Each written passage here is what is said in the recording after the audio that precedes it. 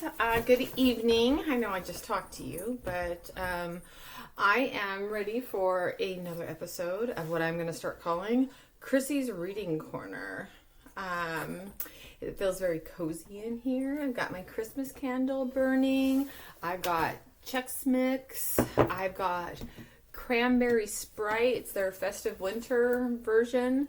I just said a lot of C words. Did you count all of those? Let's see. Chrissy's Reading Corner. I've got a Christmas candle. It's very cozy in here.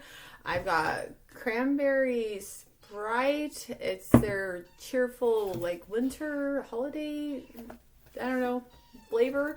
I've got Chex Mix. I wasn't planning that, but that was actually pretty genius, huh? That's a lot of C words. Anyways, good news. I stopped by the library. Ta-da! The next part of the Wayside School storybook or series. So, Pierce, this is the very first book you checked out at the public library. Yeah, I used your library card to check this out. So it's official. You're actually checking out books at the Newburgh Library, even if you're not here. What do you think about that? Another little tidbit, as I was looking for this book, I realized that this was written before I was born. What? Only a year before I was born. But a good story stands up to the test of time. Kind of like a mom. See what I did there? Anyway, so do you guys want to get started and see what this is all about? So this one is called Sideways Stories from Wayside School. Okay, and I think I'm going to have to put Leona away because, yeah, she can't just chill. Not yet. She will someday, but not yet. So this is the introduction. This book contains 30 stories about the children and teachers at Wayside School. But before we get to them, there is something you ought to know so that you don't get confused. Wayside School was accidentally built sideways. No, okay, I'm sorry, she's going away. Give me a second. Yeah, no, ouch, ow, ooh, that hurts. You gotta chill. You get yourself in trouble when you don't chill. No, you can't be in my face all the time. No. No, you can't be in my face all the time. Ugh, I don't like having you guys around all the time. Kidding. I miss you guys so much. She's just like literally in my face all the time. Makes it hard to read to you, huh? Okay, so Wayside School was accidentally built sideways. It was supposed to only be one story high with 30 classrooms all in a row. Instead, it was 30 stories high with one classroom on each story. The builder said he was very sorry. The children at Wayside like having a sideways school. They have an extra large playground. That makes sense, right? Like it doesn't go this way and take up lots of land. It just goes up. So there's lots of land around it. Saw the bright side of that, huh? Didn't they? It has been said that these stories are strange and silly. That's probably true. However, when I told stories about you to the children at Wayside, they thought you were strange and silly. That was also probably true. Okay, that was the intro. Ready for chapter number 1? Mrs. Gorf. Which one is that? Is that the lunch lady? Can't remember. Let's see. Oh, picture, right? Okay.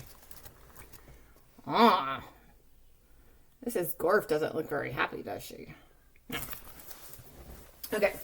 Mrs. Gorf had a long tongue and pointed ears. She was the meanest teacher in Wayside School.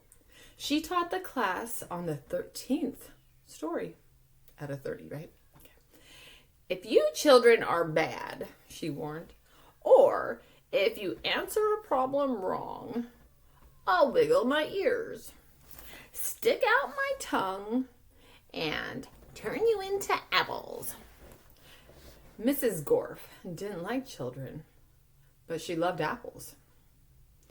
Joe couldn't add He couldn't even count. But he knew that if he answered a problem wrong, he'd be turned into an apple. So he copied from John. He didn't like to cheat, but Mrs. Gorf had never taught him how to add. One day, Mrs. Gorf caught Joe copying John's paper. Uh-oh. She wiggled her ears. First, her right one. Then her left one. Stuck out her tongue. And Joe turned into an apple.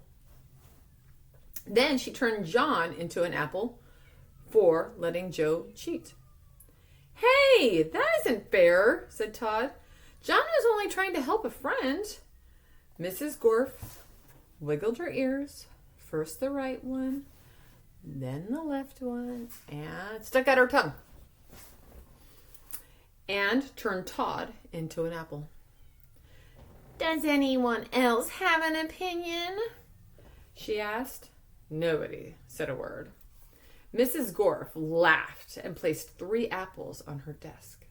Stephen started to cry. He couldn't help it. He was scared. "I do not allow crying in the classroom," said Mrs. Gorf. She wiggled her ears.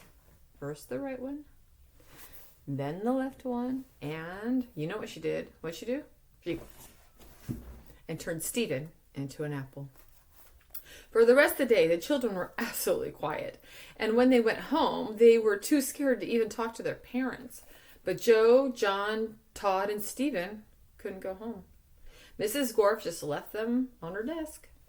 They were able to talk to each other, but they didn't have much to say. Their parents were very worried. They didn't know where their children were. Nobody seemed to know. The next day, Kathy was late for school. As soon as she walked in, Mrs. Gorf turned her into an apple. Paul sneezed during class. He was turned into an apple. Nancy said, "God bless you," when Paul sneezed. Mrs. Gorf wiggled her ears. First her right one, and then her left one. And what'd she do? She turned Nancy into an apple. Terrence fell out of his chair. He was also turned into an apple. Mauricia tried to run away. She was halfway to the door when Mrs. Gorf's right ear began to wiggle. When she reached the door, Mrs. Gorf's left ear wiggled. Mauricia opened the door and 1 foot outside when Mrs. Gorf stuck out her tongue. Mauricia became an apple. Mrs. Gorf picked up the apple from the floor, put it on her desk with the others. Then a funny thing happened.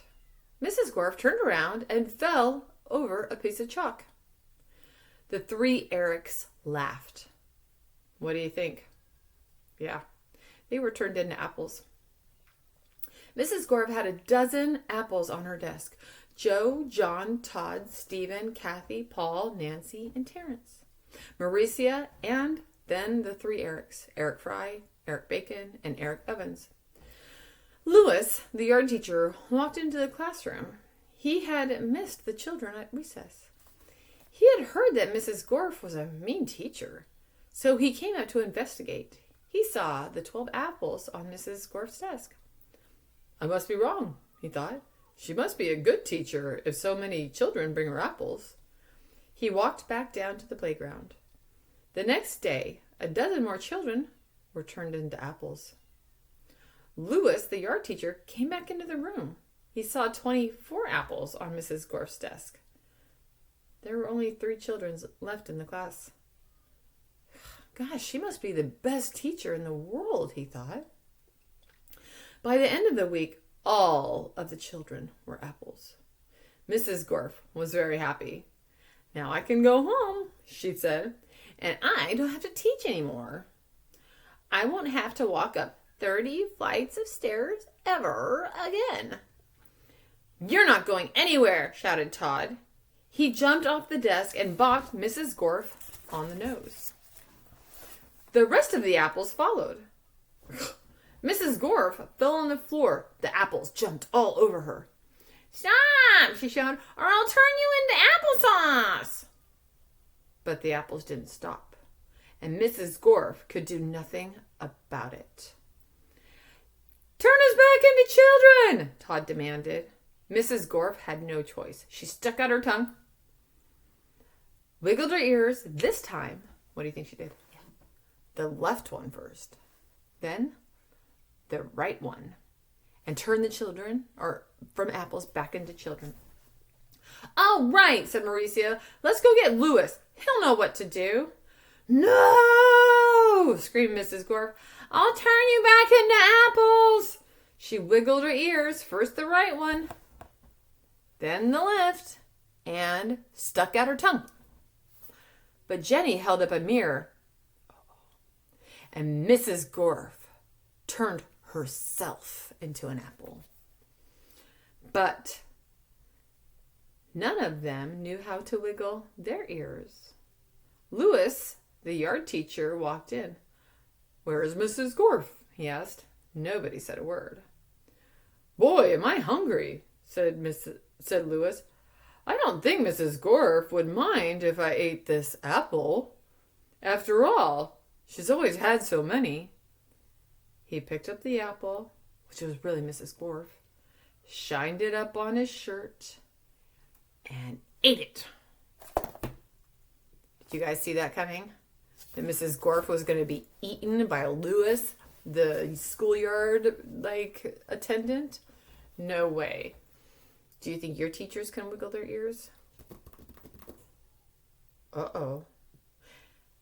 Will you ever wonder if you see an apple on one of your teacher's desks, if it's one of your schoolmates? Something to think about. Okay, so that's it for tonight. I love you, and I look forward to reading more. The next chapter is called Mrs. Jules. I bet you it's a good one. She's the main character. Okay, love you. Talk to you later. Bye.